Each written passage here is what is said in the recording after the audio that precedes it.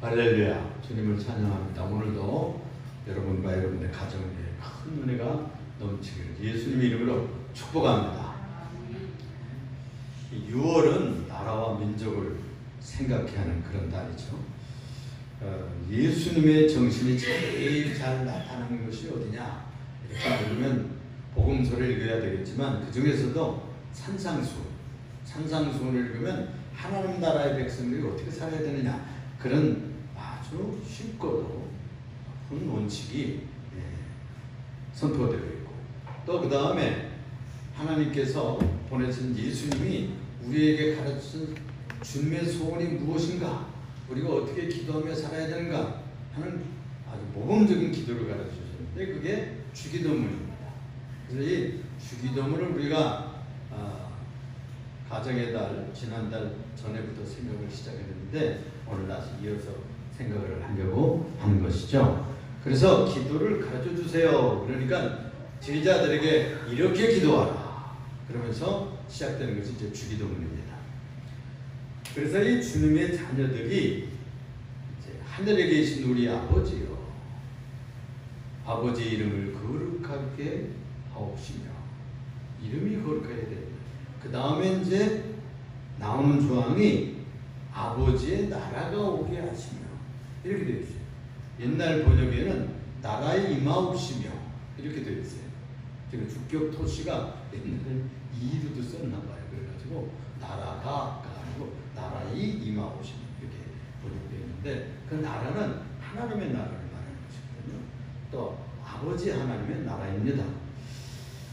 예수님이 복음서에서 가르치신 것들을 보면은 우리들에게 굉장히 중요한 것을 가르친 부분이 어떤 면인가 하면, 하나님, 눈에 보이지 않는 하나님을 아버지로 가르치는 분이에요.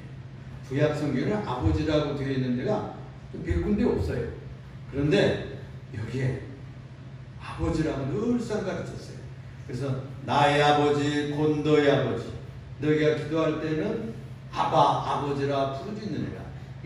아빠라는 말은 히브리 말로 아빠라는 말이에요. 우리 어린이들이 아빠, 엄마 그러잖아요. 제일 먼저 배우는 것이 아빠, 엄마인데, 그래서 아빠, 아버지라 이렇게 부르라는 겁니다.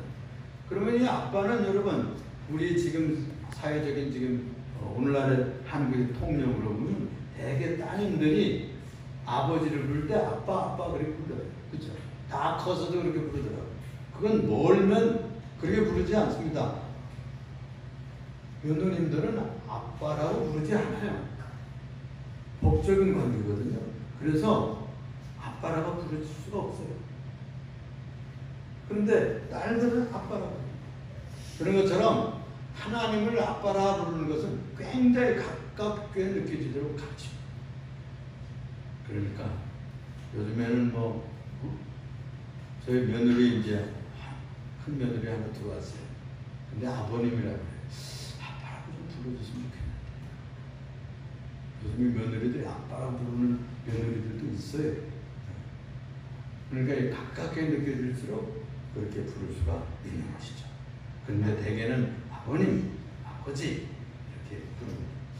그래서 오늘은 아빠의 나라, 이런 제목으로, 아빠의 나라는 어떤 나라인가, 아버지 하나님의 나라를 더 가깝게 느끼기 위해서 아빠의 나라는 어떤 나라인가, 이렇게 생각해 보려고 합니다. 한번 해볼까요? 아빠의 나라는 어떤 나라인가? 아빠의 나라는 알고 싶잖아요. 아빠의 나라. 제일 먼저 생각할 것은 그 나라는 세상 나라와 달라, 세상의 나라가 아니다, 이렇게 말씀하는 것이 오늘 본문에 주신 말씀. 세상 나라가 아니래요. 여기 오늘 본문 말씀이 빌라도 앞에 끌려가가지고 신문받는 얘기거든요.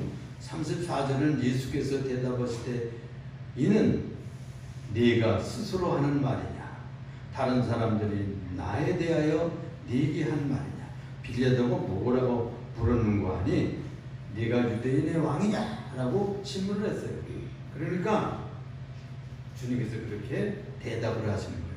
그게 네가 나를 유대인의 왕이라고 생각해가지고 그렇게 이야기하는 얘기냐? 다른 사람들이 너희한테 귀에다가 넣어준 얘기냐? 이렇게 묻는 거예요. 그러니까 빌라도가 35절에 그렇게 말하는, 내가 유대인이냐?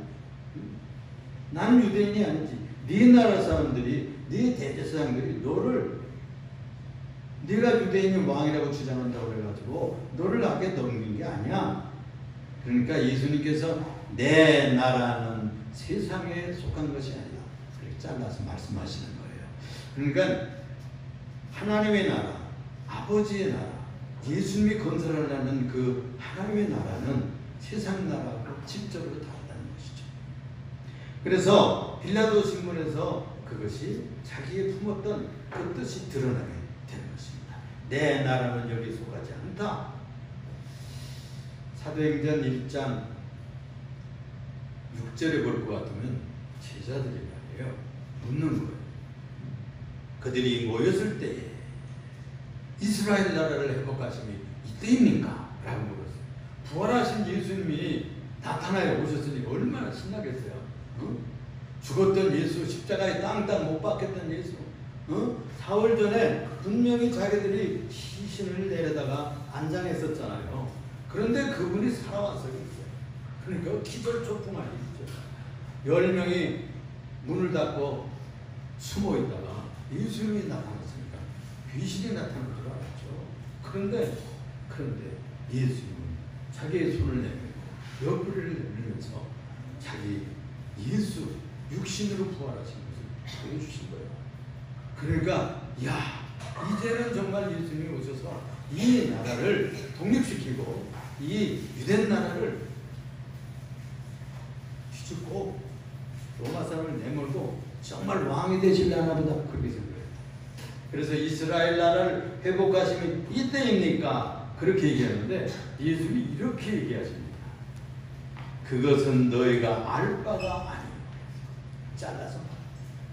그러니까 이 세상 나라에 독립하고 뭐 무너지고 점령당하고 또 다시 무슨 큰 나라가 되고 적은 나라가 되고 남북이 갈라지고 이런 문제는 너희가 생각할 바가 아니라.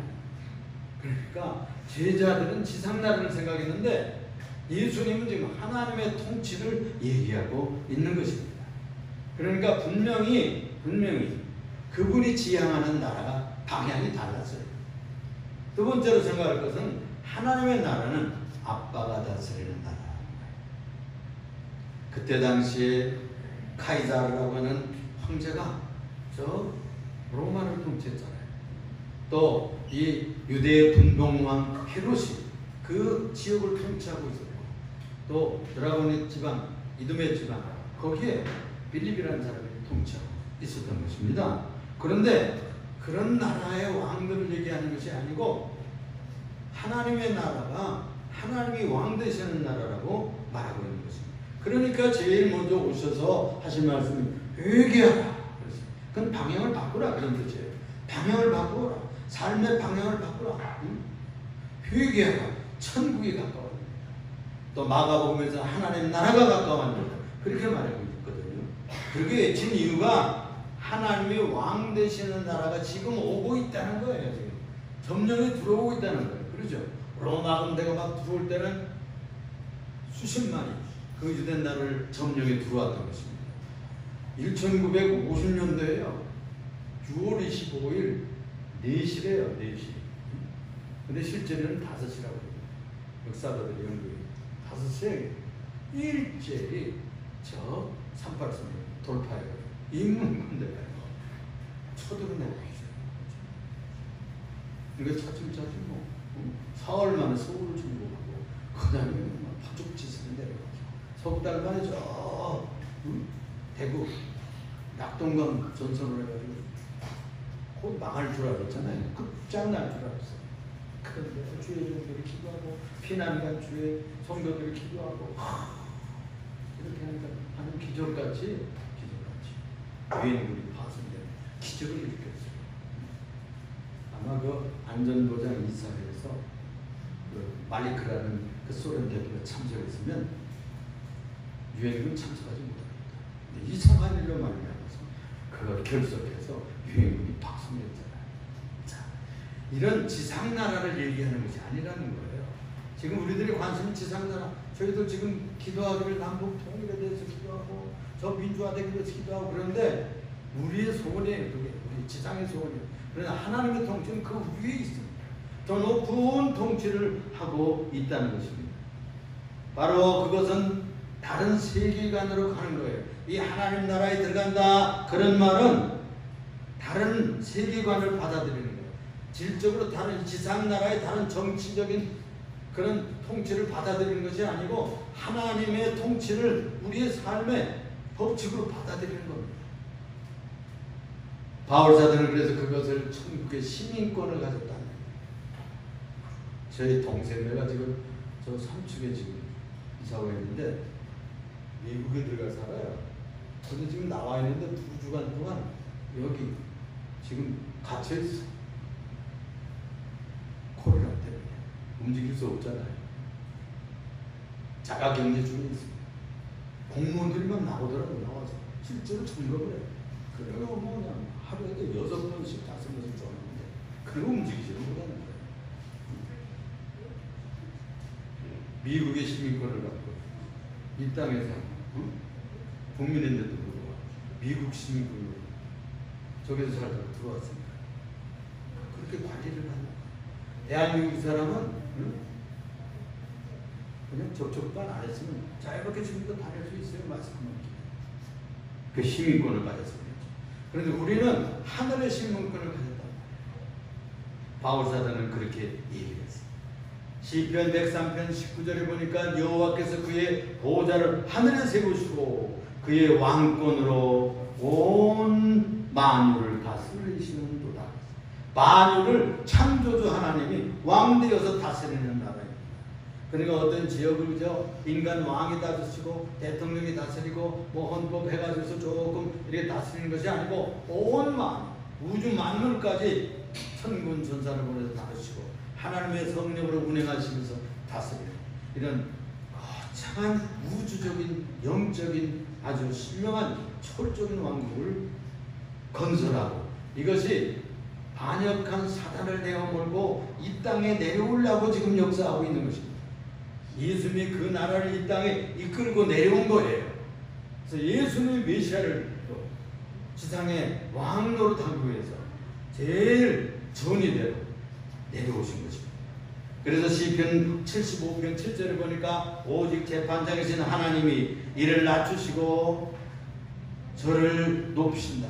겸손한 자를 높이신다고 그랬습니다. 그냥 교만한 사람들은 하나님이 계시기 때문에 교만하게 살면 다 어떻게 됩니까? 다 땅에 떨어져요. 땅에 떨어져요. 정권도 너무 교만해지면 지금 승리를 해서 이 민주당들이 위험합니다.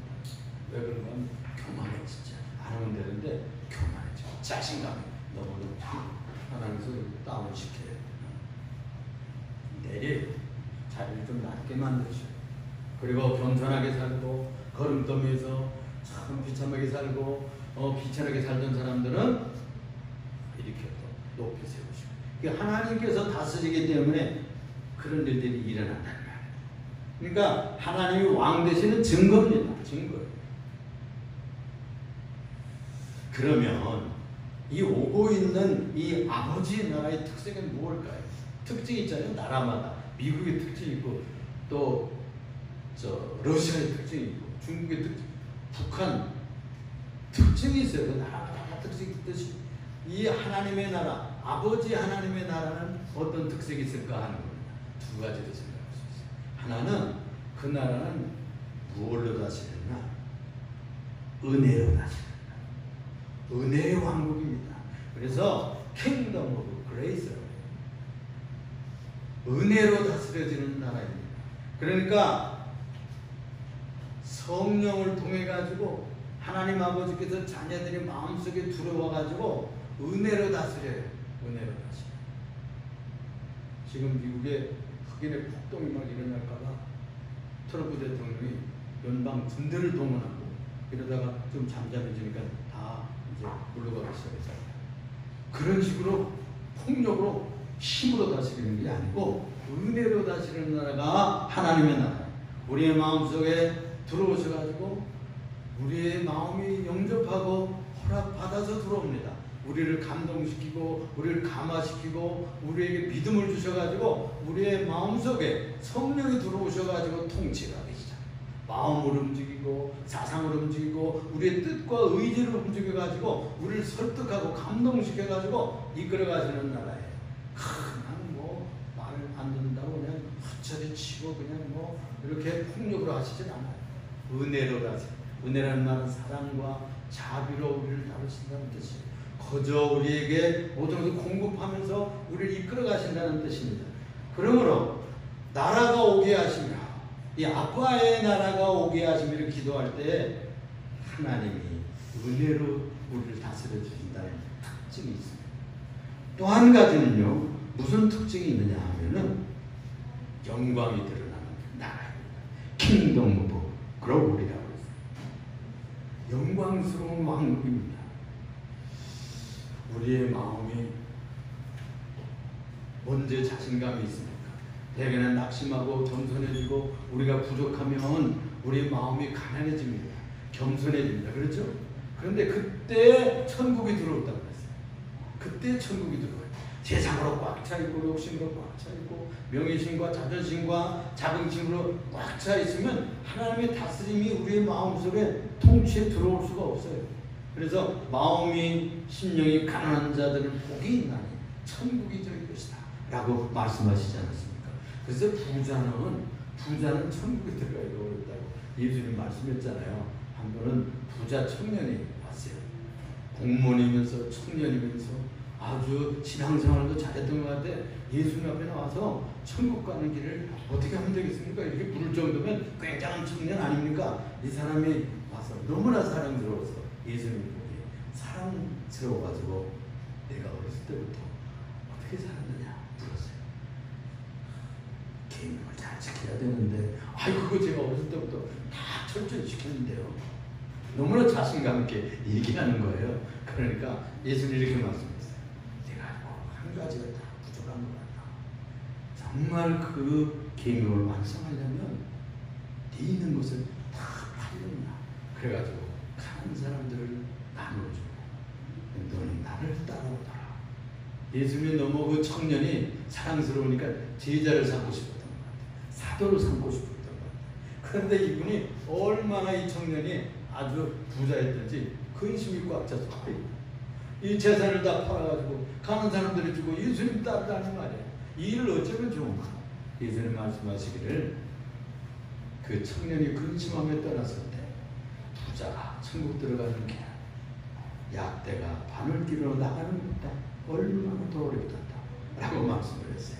그러니까 우리들의 마음에 다른 가치들도 가득 차 있으면 하나님 나라의 거룩한 가치, 신령한 가치를 넣고 우리의 삶을 살기가 어려워요. 그래서 우리를 비우고 우리를 낮추고 우리를 통필 수 있는 그런 심령밭이 되었을 때 주님이 우리들 속에 들어와서 우리를 다스려서 은혜로 다스려줍니다. 뿐만 아니라 그렇게 살려는 자에게 영광이 나타나요. 그렇게 사는 성도들은 빛이 나타나요. 그 나라는 아버지의 통치가 나타날 때 영광이 드러나게 되어 있다는 것입니다.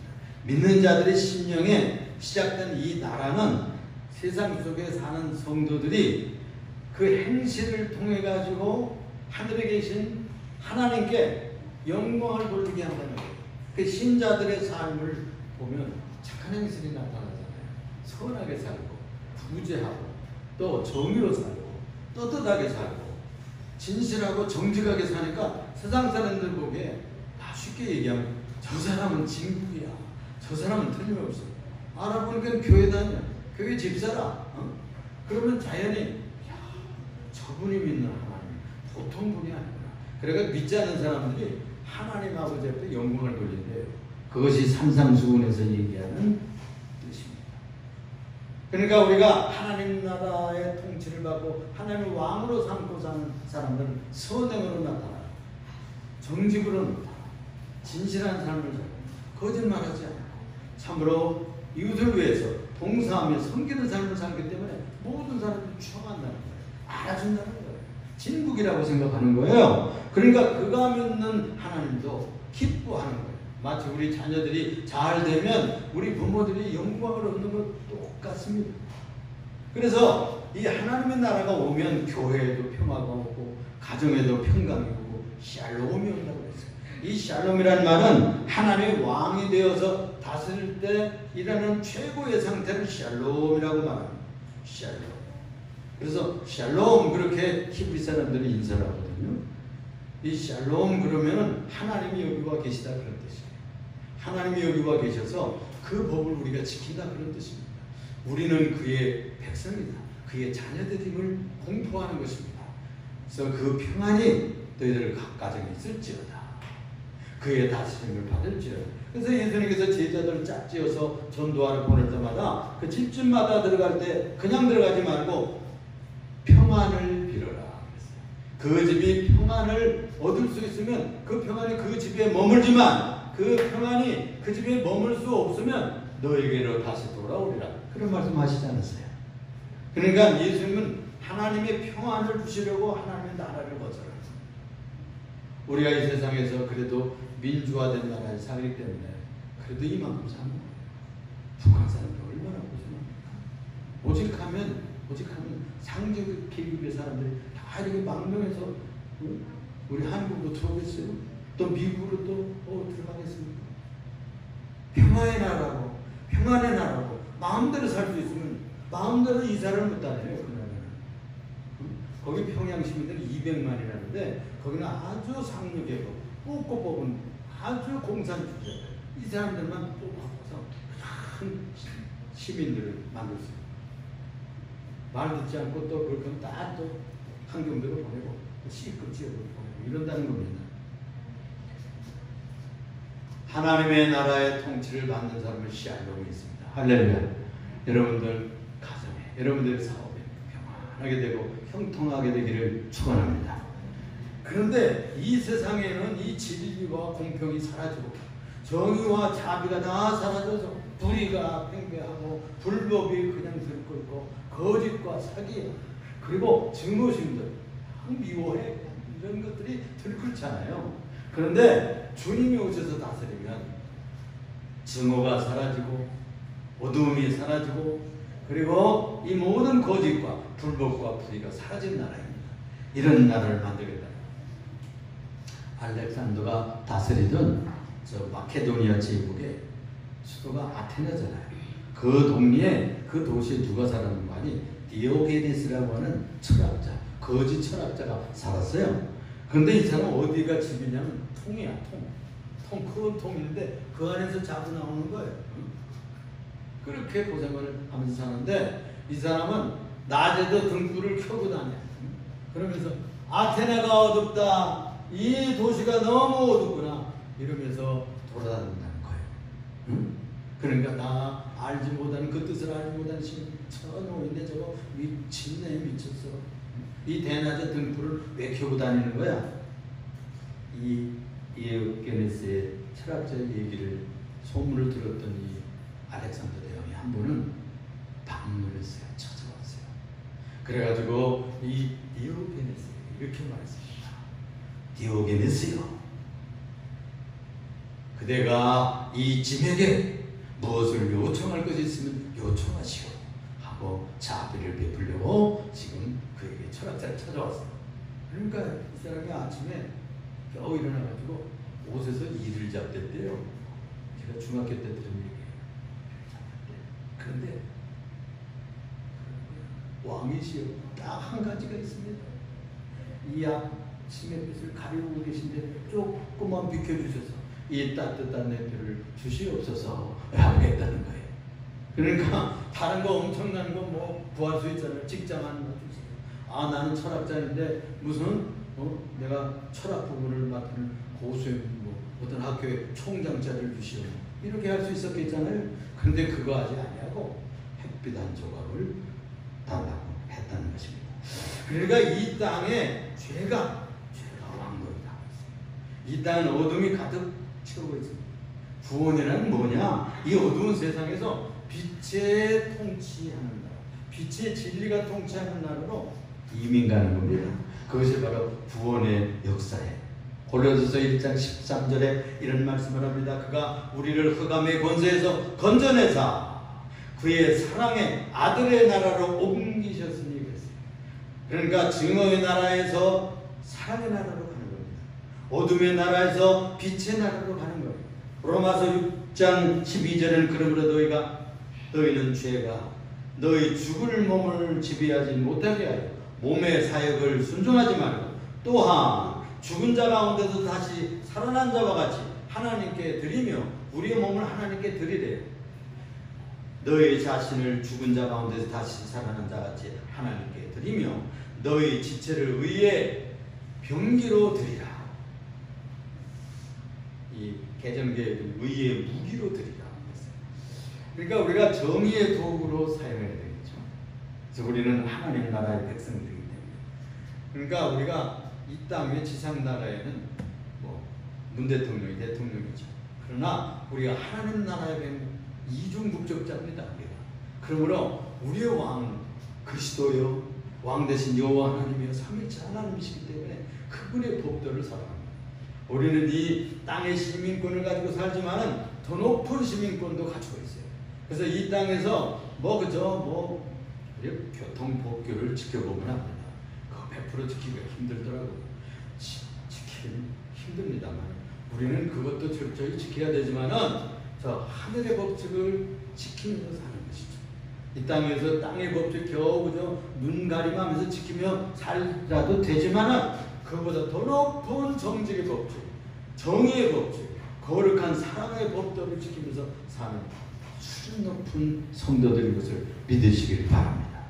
그러니까 우리는 수준 낮은 백성이 아니에요. 우리는 아주 더 높은 수준 높은 하나님 나라의 백성인 것을 확신하시길 바랍니다. 이제 우리는 이 땅에 살아도 그러니까 아빠의 통치, 하나님 아버지의 통치 안에서 살기 때문에 거룩하게 살아야 돼요. 진실하게 살아야 돼요. 그래서 빛을 발하는 의로운 존재로 살아야 될 사명자들이라는 것을 확신하는 아침이 되기를 예수의 이름으로 부탁합니다.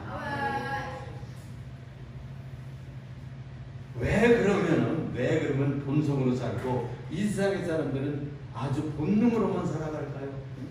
그냥 자기 그냥 멋대로 살아. 자기 욕심대로 살아가는 이유가 뭘까요? 그건 첫째, 공중권세 잡은 자를 따라가는 거죠. 공중권세 잡은 자가 바로 에베소 2장에 나타나는 말씀인데 사단의 권세를 따라가기 때문에 이게 아담이 따르기 시작해가지고 그 버릇이 우리들에게 다 미치게 됐다는 것입니다. 그래서 에베소 4장 18절에 그들은 총명이 어두워져요. 그러니까 어둠의 세력을 따라가면 우리들이 어두워집니다. 무지해져요. 영적인 분별력이 없어져요. 마음이 다 그에게 사로잡혀서 굳어져 있어요. 우리들의 마음이 굳어져 있어요. 여러분들 우리 청소년 시절에는 이 뒤꿈치가 아주 바라바라합니다. 그렇죠? 보여요 없잖아요. 그런데 우리가 50대고 60대 되고 70대 되면요 여기가 딱딱해져. 뭐 그렇게 하면서 막 이렇게 돌로 이렇게 해도 또 얼마가 또 딱딱해져. 우리들의 마음도 그렇다는 거예요. 이 세상에서 마음에 따라 살면 우리 마음이 굳어져요. 아주 인정이 없어지고 황폐해져. 착착착착 갈라지는 것처럼 아주 황폐해지는 것입니다. 또 우리들의 감성이 약해져가지고 거룩한 감각을 상실해 풍성한 사랑과 생명이 고갈되게 지상상에서 살고 있는 것입니다. 고린도전서 2장 14절에 보니까 육에 속한 사람은 하나님의 성령의 일을 받지 아니하는 이는 그것들이 그에게 어리석게 보이며 예수 믿고 이렇게 성령을 따라 사는 사람을 어리석게 생각하는 거예요. 세상 사람들이. 또 그들은 그것들을 알 수도 없다니 세상 사람들은 성령에 대한 일을 몰라요. 그분이 계신 것도 알지를 못합니다. 그러한 일은 영적으로 분별하기 때문이다 라고 했어요. 또 한 가지는요, 왜 저들이 어둡게 사느냐 하면 그 인간 본성이 죄의 오염이 되어버렸어요. 마음이 오염이 돼가지고 아예 죄에 무관계해지고 죄에 푹 빠져 사는 거예요. 그러므로 그들이 짓는 죄는 어둠의 일이라 성경에서 그렇게 표현하고 있어요. 로마서 13장 12절을 보니까 밤이 깊고 낮이 가까웠으니 그러므로 우리가 어둠의 일을 벗고 그랬어요. 어둠의 일을 벗고 빛의 갑옷을 입자. 빛의 갑옷을 입자. 어둠의 일은 바로 죄에 오염됐기 때문에 어두운 짓거리만 합니다. 세 번째는 이 타락한 본성이 맺는 행위는 심판받습니다. 죄 지으면 죄값을 받게 되는 거예요. 공식입니다. 하나님의 저주와 심판에 노출되어 있어요. 숨을 수가 없습니다. 이것을 조금 더 느끼지 못한 그들은 영적인 장애. 그들은 눈뜬 소경들이라고 볼 수가 있어요. 아직도 그들은 어둠 속에 살고 있고 무감각 속에 살고 있지만 그 어둠을 조금 더 느끼지를 못합니다. 우리가 잘 아는 바리새인들 있죠. 이 바리새인들을 예수님께서 말씀하시고 본다고 하니 저주라고 했어요. 차라리 저들이 소경으로 있었더라면 소경이라는 사실을 깨닫지는 못했어요. 자기들이 소경이라는 사실을 깨닫지 못했기 때문에 고쳐줄 수가 없습니다. 의사들한테 갈 때 자기가 아픈 것을 알아야 의사들에 가서 치료를 받습니다. 세상에 병원에 못 가서 갑자기 병이 노출돼가지고 병을 치료할 수 없어서 저 나라로 가는 사람들 많습니다. 그런 거와 똑같다. 이 흑암에는 평안도 없고 흑암 세계에는 생명도 없고 사망과 심판만 약속되어 있는 것이. 요한복음 3장 19절에 보니까 그 정죄는 이것이니 곧 빛이 세상에 왔을 때 사람들이 자기 행위가 악함으로 빛보다 어두움을 사랑하는 것입니다. 어두움을 사랑해. 어두움이 좋아. 죄 짓고 재밌게 사는 것이 좋은 거예요. 그래가지고 그 길로 자꾸 가서 더 파멸의 길로 떨어지게 되는 것입니다. 빨리 그 해적선에서 내려와야 돼요. 저는 해적선 얘기를 가끔 하는데 이 해적선에서 내려와야 돼요. 해적선 안에서 그 해적선 선장에게 정직하게 살고 뭐 충성하고 도둑질 해온 거 안 떼어먹었습니다 이렇게 해봤자 해적이 지나잖아. 빨리 그 해적선에서 내려와야 살 길이 열리게 되는 거예요. 자수해야 살 길이 열리는 거예요. 그런 것과 똑같습니다. 우리가 어둠의 세계에서 빛의 세계로 이민 갔기 때문에 우리는 빛의 법칙을 따라서 살아야만 합니다. 골로새 1장 13절에 그가 우리를 흑암에서 건져내사 그의 사랑의 아들의 나라로 옮기셨으니 우리는 아들의 나라로 간 사람이에요. 아들 예수 그리스도가 건설하는 그 나라에 옮겨 들어갔어요. 그 아들 안에서 우리가 속량 곧 죄사함을 받아내리라. 그래서 우리는 다른 법칙으로 살기를 작정한 사람들이에요. 바리새인들이 한 번 물었어요.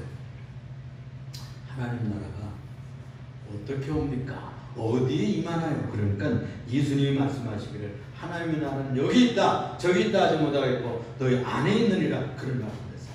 이 안에라는 말은 엔토스라는 말이거든요. 우리 영어로는 인이라는 뜻이에요.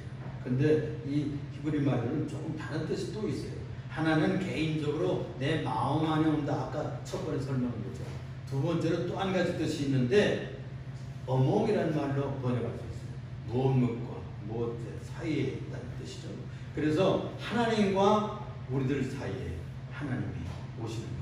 또 이웃과 이웃 사이에 우리 형제들 사이에 주님이 오시는 거예요. 주님의 나라가 오셔서 통치하는 거예요. 관계. 그래서 이 하나님의 나라는 무엇인가 하니 관계성의 회복이에요.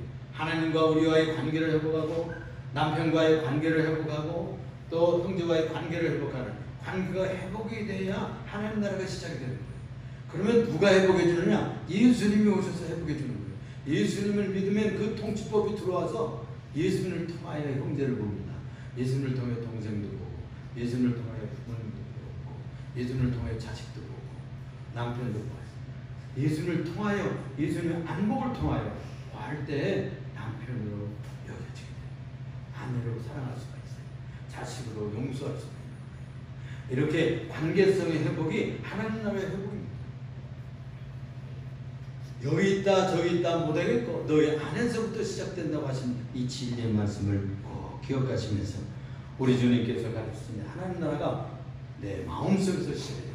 우리의 삶의 관계성 속에서 확장되어 가서 하나님 나라의 통치가 여러분들의 가문에서 더 커져요. 여러분들 가정에서 풍성해지고 또 우리 교회에서 넉넉해지고 또 여러분들 직장에서도 자꾸 번져나가는 그런 역사가 일어나기를 예수 이름으로 축원합니다. 기도하겠습니다. 사랑의 받으